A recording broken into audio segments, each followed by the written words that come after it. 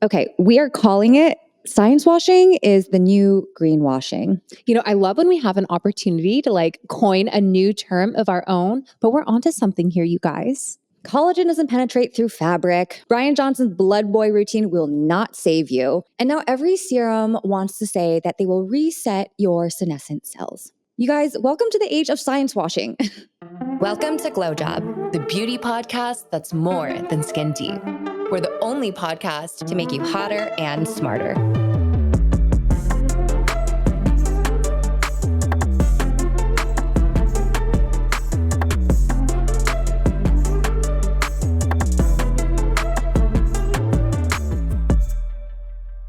So I think before we get into science washing, let's kind of talk about where we got this term from. But it comes from greenwashing. And we're all familiar with this by now, but greenwashing was basically a trend. People are very familiar now that a lot of this kind of the greenification of things, making things seem more sustainable, more eco-friendly is definitely one, a trend, and two, just kind of BS.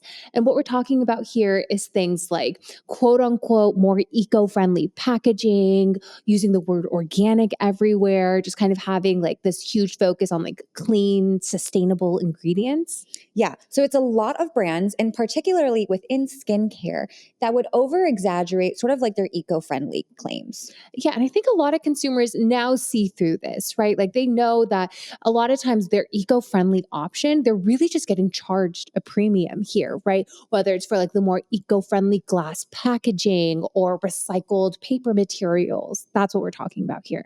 So now we're calling it science washing is going to be the next fairy dust that's going to be sprinkled through all of beauty marketing. And we see so much of it already because a lot of what we're seeing when it comes to biotech in beauty, biohacking in beauty, right? That is already definitely starting to infiltrate every single marketing campaign. And I think we're going to see over time that that's just something that all these brands are just throwing in to sell their latest serum. So we were recently quoted within a Forbes article that was literally about biohacking within the beauty industry. And we had some hot takes there, but wait till you hear what hot takes we have today. I think we were almost tame, if anything, because we still want to be a little professional for Forbes, but let's break it down. So let's break down what we define as science washing. So this is usually when brands co-opt scientific language. So think just very buzzy jargon that sounds almost Silicon Valley-y. So you might ask, why now? Why is science washing such a big thing? And I think the first thing to think about is that the consumer, all of you guys, have become way smarter. As skincare consumers, I think people are more sophisticated about what ingredients they should be looking out for. The traditional starter pack of peptides, collagen, retinol, that's so basic now that people are looking for what's next. Absolutely. Everyone now knows what vitamin C is. I can tell you the difference between vitamin C, A, E. And I think a lot of times, when they do buy skincare, maybe they're not seeing the results that they want to see. And so it's kind of what else is an option? Another reason for why it's happening now is because biohacking culture is everywhere. And I'm looking at you, Joe Rogan, Jeff Bezos, Andrew Huberman, Brian Johnston. It's really this male ecosystem of wealthy, science forward, tech forward men who are doing every single thing they can possibly do to their bodies to reverse aging or increase virilities and boner strength. Literally. Yeah. But, it's become so popular in male circles. It's now starting to enter skincare circles because, of course, why wouldn't everybody want to look younger and feel better? Yeah. It's every dude suddenly is into a freaking cold plunge. I mean, we have called this before. It is peak bro science. And honestly, this sort of bro science biohacking trend is really just male self-care wrapped in protein powder and some Excel sheets to make them feel better and more masculine. It's wild. I mean, I actually have a coworker and she is the sweetest, nicest girl, mid-20s. And she came up to me the other day and she's like, Julia, do you want a piece of my neuro gum? This is that caffeine performance gum that Joe Rogan is always promoting out there. I know this girl doesn't listen to Joe Rogan. Maybe her boyfriend does, but I'm just I was thinking to myself, it's entering our female spaces now. Yeah. It's in the women's sphere now. And finally, I think another reason why science washing is going to be such a big thing in the years to come, I think there is a arms race for differentiation amongst brands. There is so much noise in the market now. Everybody is fighting to stand out for those dollars. And I think that in order to justify like a $200 serum, a brand needs to throw in some scientific jargon in there to really upsell it. Yeah, and brands are like, they're putting money behind it. Recently, we covered how Olaplex just acquired Pervala. That isn't another brand, right? That is literally a lab. Like, they're a biotech company creating like new ingredients, new whatever to improve hair health. So people are down. Pervala, literally all they do is just spend money on R&D, research and development, to identify new ingredients that are like on the frontier. So like if a big brand, beauty brand like Olaplex is putting money in, other dollar signs will follow. Yeah, and the consumer is going to be the one who ends up paying for that acquisition, like, with every shampoo purchase. But yeah. For sure. And even like big conglomerates like Estee Lauder, just a few years ago, they invested and started their longevity institute. So like big conglomerates realize this is where the trend is going, and they are prepared to spend that money to develop those products. Let's go through some modern jargon of some like key science washing terms right now. So a key buzzword: biomimetic peptides, cellular reprogramming, skin longevity, senescent cell reset, or zombie cells, epigenetic youth codes. That's a mouthful. Yes. And exosomes. Everyone has seen that one left and right. But let's not forget here, like what they're all trying to solve is like the same 100-year-old desire to look younger, right? Anti-aging. So they're just using that very familiar phrase of anti-aging in all of these new different, buzzwords. They are trying their best to reframe it in the mindset of longevity, which again is part of that like biohacking, bro science-y forward trend. But Jules, like you said, it's really all about looking hotter, right? Yeah. And I don't know, it's the same thing. Yeah. It's all the same. So we've talked about what science washing is, the buzzwords to look out for, but let's get into real science that is actually promising, because again, a lot of this is big marketing, but there is legitimate science that's within the frontier that like we are very excited for. Let's go into one of the first scientific focuses that has a lot of promise: DNA repair enzymes. And what these enzymes are working to do is to repair UV damage, sun damage at the cellular source. And it's not necessarily brand spanking new. It's been used in more kind of like medical dermatology. And that's one of the big trends that we'll see today is like all of these like, kind of things that are entering the skincare realm. They've existed in medical environments, oftentimes for a long time, but it's now that they're entering beauty. So there's a real precedent here because there is clinical backing for these. And things to look out for if you're trying to look for like DNA repair enzymes, you're going to look for ingredients like photosomes, which are plankton derived. You're going to look at roxosomes, which are plant derived. And then you're going to look at endosomes. And so these are all different variations of DNA repair enzymes. And I think the most exciting thing about DNA repair enzymes is that if these are proven to actually work, they're going to be such a game changer when it comes to skin cancer and anything that comes from the sun, because in that regard, it's going to be literally life-saving. Yes, 100%.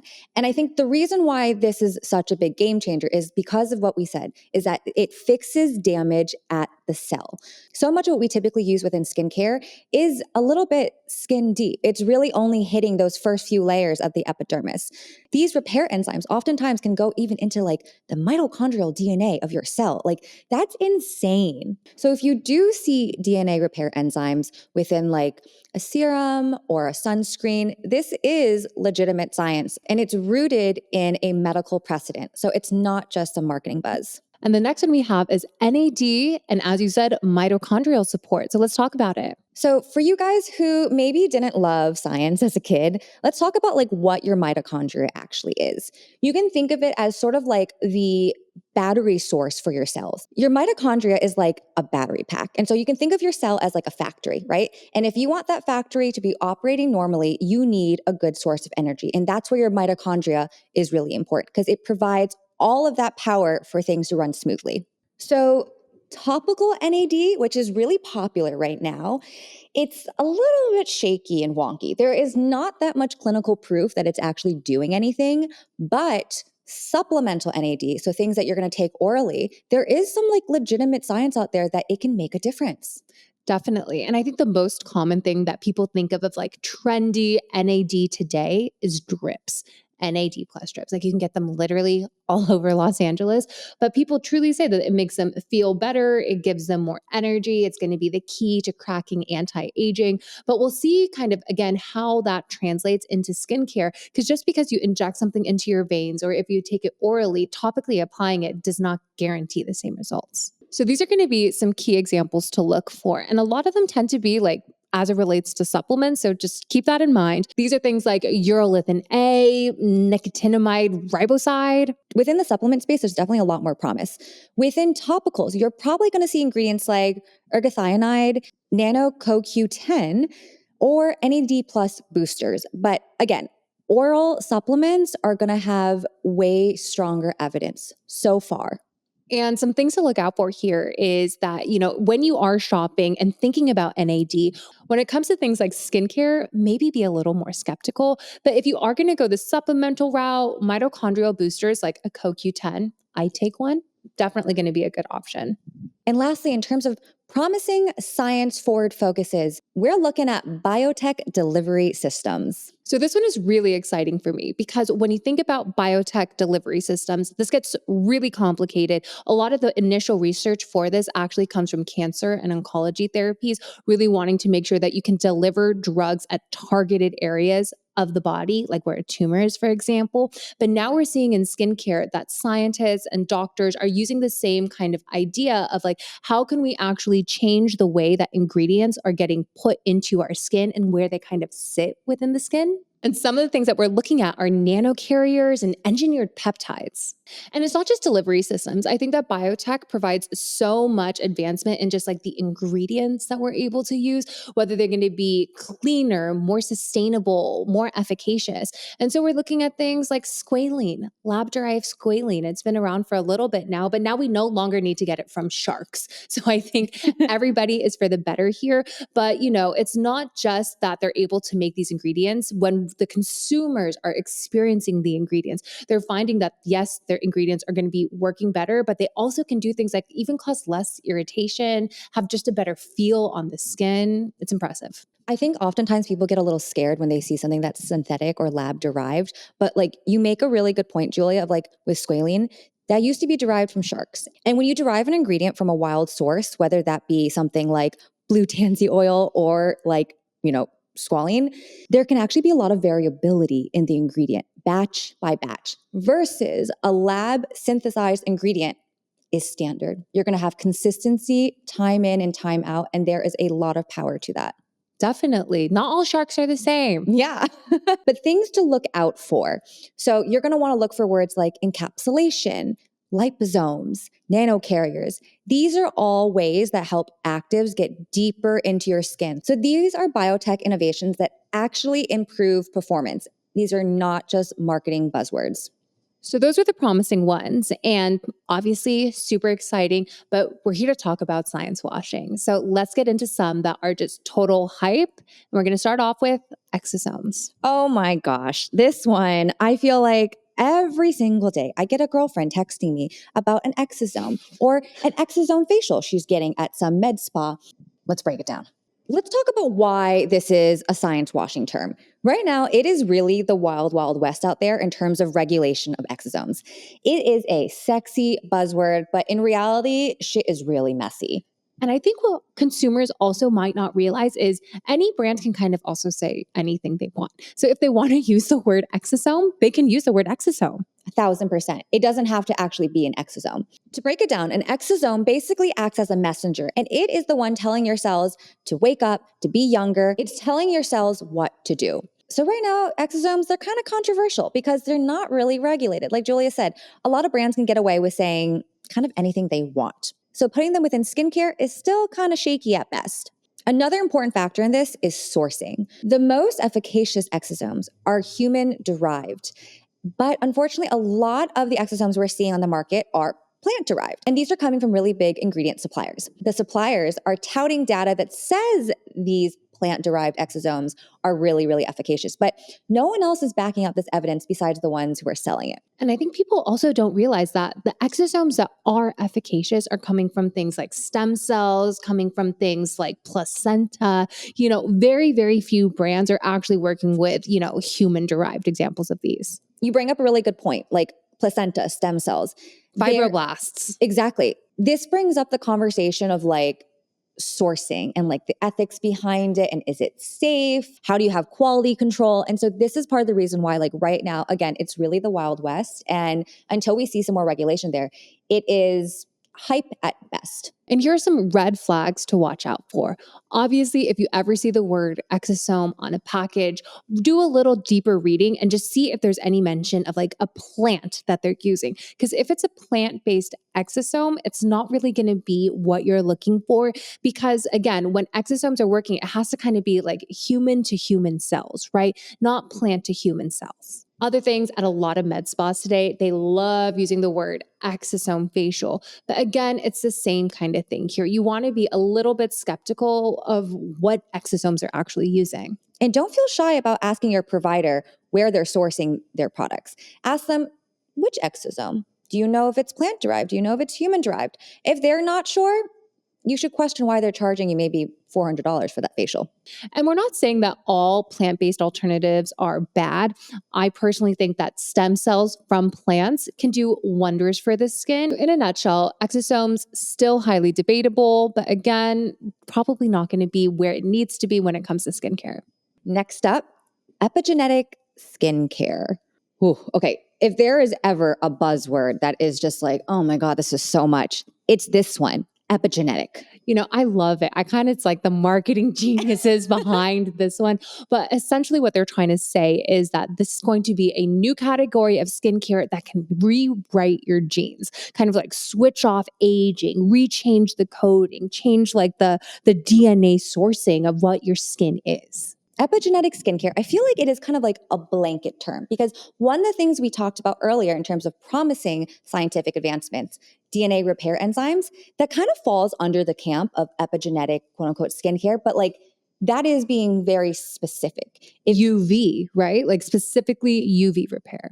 But if you just see a generic blanket term that says epigenetic on a bottle, but there's nothing else really to back it up, that's when you know you are falling for science washing. I think one thing that consumers might not realize is epigenetic technology in general, not just in skincare, but in the entirety of epigenetic uses, is so new. It is so new and nowhere near ready. And I can guarantee you guys that if anybody is going to be getting epigenetic technology first, it's not going to be on the shelves at Sephora. It's going to go to pure medical treatments. So some of the red flags to watch out for are going to be like phrases like gene reprogramming, epigenetic reset. So a lot of brands might highlight like peptides as proof of this epigenetic reset. But peptides are only influencing one pathway within your skin. It's not rewriting your whole genetic code. If you have something on your bottle of cream that sounds like CRISPR, you know that this is pure science washing. And something similar to epigenetics is this newer phrase, cellular senescence. And what this aims to do is it refers to the process of our cells aging and slowing down. And that's when, your hair turns gray and the wrinkles start forming and the hyperpigmentation starts popping up, the age spots. So there are companies that are claiming that they can stop this process. And I think that's the buzzword you need to watch out for when they say they can stop or erase cellular senescence, because at this stage of the research development phase, that has not been proven in humans. Like at best, we are looking at studies on mice. And like slowing it down. Yes. But like what some of these companies are claiming is like they can completely halt aging or they can completely reverse aging. Like that is just scientifically just like, I don't think that's ever going to happen. Like that's literally touting the fountain of youth. So when we're talking about senescence within our cells, you guys might have heard the term zombie cell before. So when one cell starts to age, they start splitting off and they create more zombie cells like themselves. So like bad aging cells that really serve no more purpose. The issue here is that our body tends to not be able to clear these bad cells out of our body. And so a lot of this senescent skincare or the research that's coming into this field is about trying to clear out those zombie cells. To me, when I think about that phrase, sometimes like the first thing that comes to mind is like cell turnover. Mhm. And that's been in the zeitgeist for a while now in the skincare realm, like whether you're using a retinol or some exfoliants. So in a way, it's not that far off than cell turnover and wanting to increase cell turnover. They're really just taking it like a step further by adding this like new word, senescence, into the mix. Next up, we have AI in skincare, specifically when it comes to like skincare diagnostic apps. Julia, you and I both love our chat GPT. We are AI girlies. So I say this with a heavy heart because I love AI. However, AI diagnostic tools are really way more hype than they are real science. Let's talk about like the bias in data. Oftentimes, a lot of these AI models don't have enough diversity in terms of like skin tone, age, variable conditions. So the results you're getting can be really inaccurate or sometimes exclusionary. And a lot of times these apps will analyze your skin and they can identify all your problems through one selfie, but we're all using different lighting. Some folks have makeup on, some folks don't have makeup on. Android versus iPhone camera. Exactly. Camera quality can really throw off the diagnostic. I think another important thing to add here is like, yes, all of those are super, super valid. But my biggest issue when it comes to AI and skincare is that it's actually misusing the word AI. It's not AI. It's not artificial intelligence that these companies are actually using. 99% of the time, it's machine learning, right? It's big data. It's machine learning. Like there aren't like any kind of nuances when it comes to a majority of like these AI skincare things. It really is just machine learning. We're feeding these computers tons and tons of data about skincare, different types of, I don't know, blemishes, wrinkles, whatever you can think of. But that itself and like coming to conclusions for consumers based off of that huge data set, again, not AI, it's machine learning. Exactly. Like a lot of these tools are not necessarily AI. So there's very little oversight about like how these kind of tools are regulated. And so oftentimes it's nothing more than just like a little bit of fairy dust sprinkled in.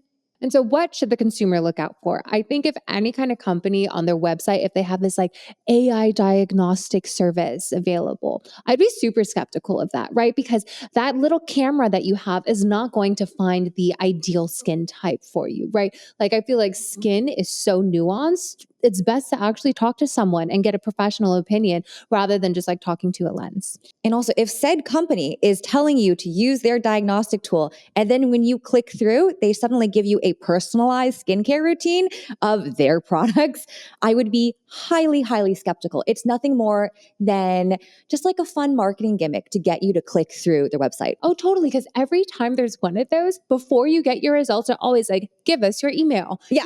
So like clearly you're getting put into some type of funnel. Yeah. And sometimes just for like shits and giggles, I'll do the quiz, like 3 different types of answers. And guess what? They always tell me to order the same product. So I think that there's so many examples of brands that are just so guilty of science washing already.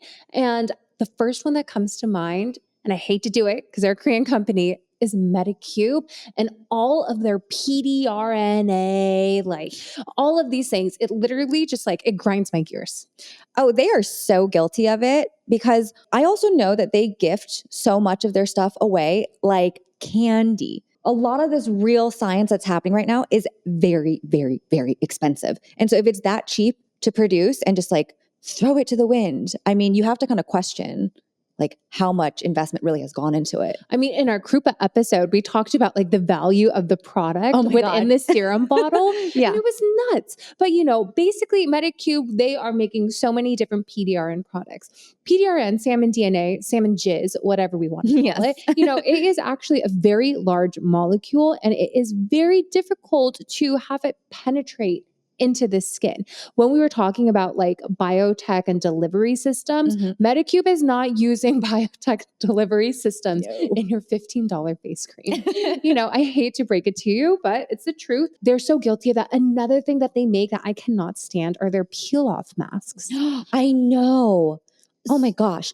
Wait, also, like the fact that I don't think people really realize this, but there are so many plastics in those peel-off It's masks. glue. It's like legitimately, when we were kids and we would play with Elmer's glue and like peel it off your hand, that's the same shit that stuff is. It's literally glue with a little bit of skincare mixed in. Maybe they put some, powder vitamin C in there. And then you paint it on your face. Yes, you are keeping that vitamin C, whatever, close to the skin for that 15 minutes it takes for the glue to dry. But when you peel it off, like it's literally, it's plastic, it's glue, and that's all you're rubbing on your face. Totally. Yeah. It creates that occlusive layer. So like, yes, of course you're going to get a little nice like glow situation right after.